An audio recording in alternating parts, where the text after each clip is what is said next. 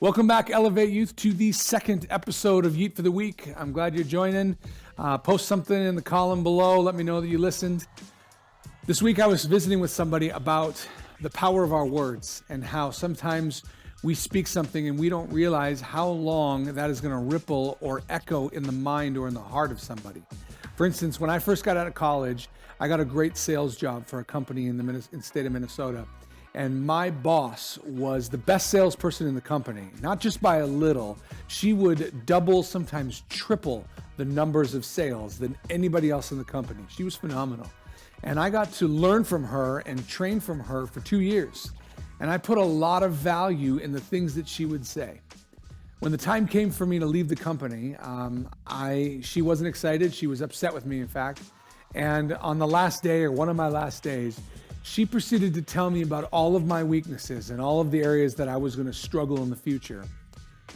That didn't really bother me as much as the last statement she said that actually hurt me more than I realized. She said, "You will never change. Those things will be with you. These struggles will be with you forever." And I was hurt at the time, again, but I did not realize how much.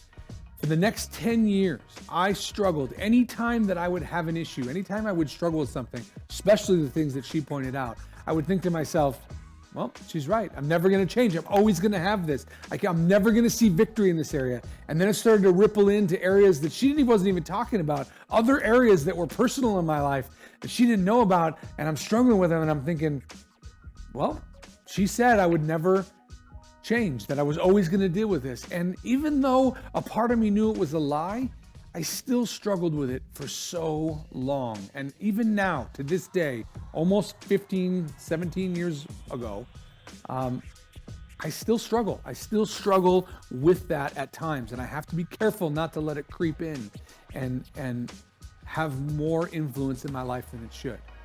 It reminds me of a verse in the book of James, which happens to be one of my favorite books of the Bible. In chapter 3, verse 4, it says, "And a small rudder makes a huge ship turn wherever a pilot chooses to go, even though the winds are strong. In the same way, the tongue is a small thing that makes grand speeches, but a tiny spark can set a great forest on fire." If you go down a few verses to verse 9, it says, "Sometimes it praises our Lord and Father, and sometimes it curses those who have been made in the image of God. And so blessings and cursings come pouring out of the same mouth. Surely, brothers and sisters, this is not right."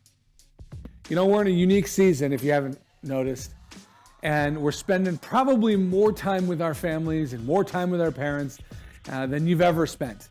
And you might have noticed maybe your patience starting to wane at times. You're just almost tired of the people around you, and the temptation to speak negative things and say things in your frustration and your anger and in your lack of patience is a total real thing. I totally get it. But can I encourage you, be careful with that, because your words have weight, and you don't know how long that unthought word that just slipped out of your mouth, that word that you just didn't spend a lot of time thinking about, you just spoke it in anger, you spoke it in frustration. You don't know how long that's going to impact the person you said it to. Maybe it'll just go away and they won't think about it, but maybe it'll affect them for decades.